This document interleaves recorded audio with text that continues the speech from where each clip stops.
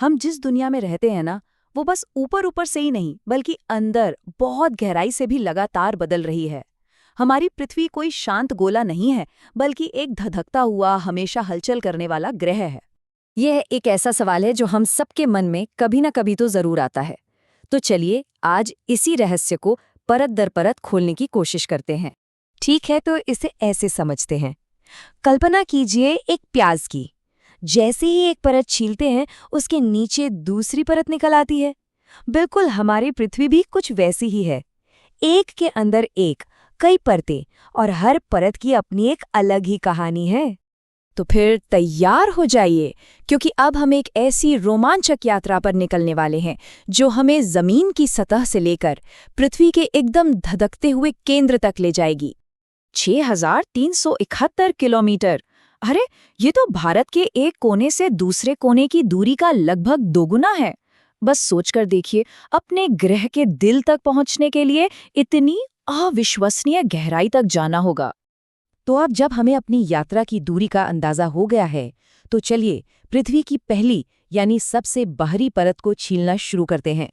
जिस ठोस जमीन पर हम चलते हैं, अपने घर बनाते हैं और अपनी पूरी जिंदगी गुजार देते हैं, वो असल में इस विशाल ग्रह का सबसे पतला और नाजुक सा छिलका है।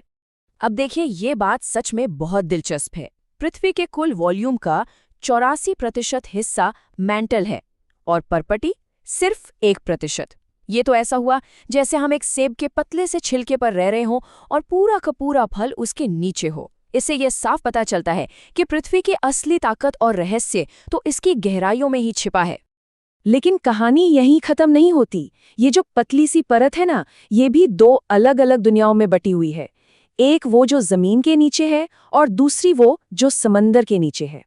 तो जहां पहाड़ों और जमीनों के नीचे की परत मोटी और हल्की है, वहीं समंदर के नीचे की परत पतली लेकिन काफी भारी है। ये दोनों परतें एक पहेली के दो टुकड़ों की तरह हैं जो मिलकर पृथ्वी की सतह को पूरा करते हैं। चलिए थोड़ा और गहराई में चलते हैं। अब हम परपटी को पार कर चुके हैं और पृथ्वी के सबसे बड़े हिस्से यानी मैंटल में आ गए हैं।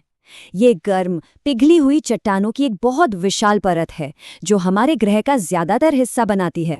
और अब हम अपनी यात्रा के बिल्कुल आखिरी पड़ाव पर हैं।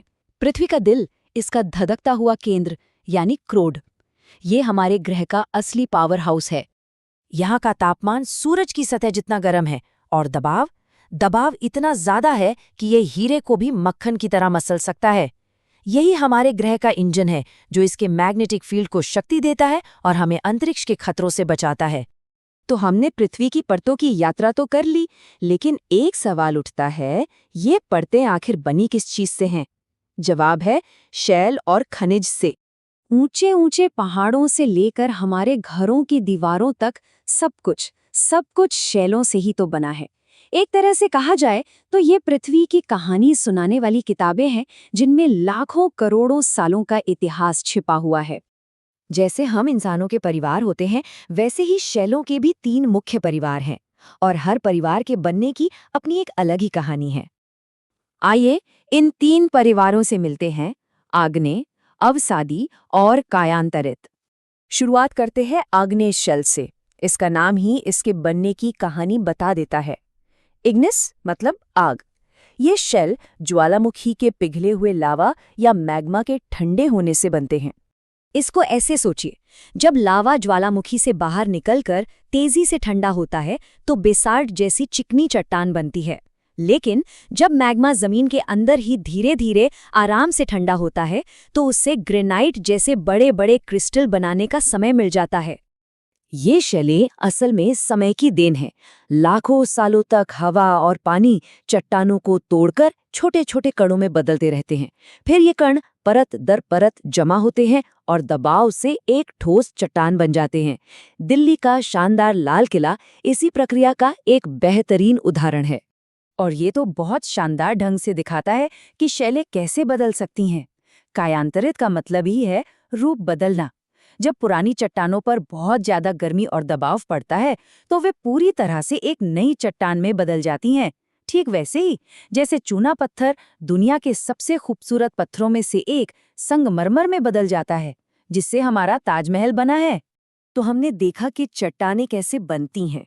लेकिन सबसे हैरान करने वाली बात यह है कि कोई भी चट्टान हमेशा एक जैसी नहीं रहती। वो सब एक अंतहीन चक्र में लगातार बदलती रहती हैं। ये प्रकृति का सबसे बड़ा रिसाइकलिंग कार्यक्रम है। मैग्मा से बनती है आग्नेय शेल टूटकर बनती है अवसादी, अवसादी पर दबाव पड़ने से बनती है कायांतरित, और फिर वही शेल पिघलकर वापस मैग्मा बन जाती है।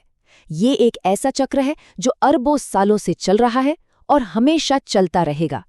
तो अगली बार जब कोई जमीन पर खड़ा हो तो ये बात याद रखनी चाहिए कि वो एक स्थिर सतह पर नहीं, बल्कि एक बहुत धीमी गति से बहने वाली नदी पर खड़ा है, एक ऐसी दुनिया पर जो लगातार खुद को नया रूप दे रही है। हमने देखा कि ताजमहल और लाल किला जैसी प्राचीन इमारतें कैसे बनी, लेकिन ये हमें एक दिलचस्प सवाल की ओर ले जाता है। जो इमारतें और स्मारक आज बनाए जा रहे हैं, क्या वे भविष्य में किसी और रूप में बदल जाएंगे? क्या लाखों साल बाद हमारी दुनिया की निशानियां किसी नई पर्वत श्रृंखला का हिस्सा होंगी? ये एक ऐसा सवाल है जिसका जवाब शायद सिर्फ समय ही दे सकता है।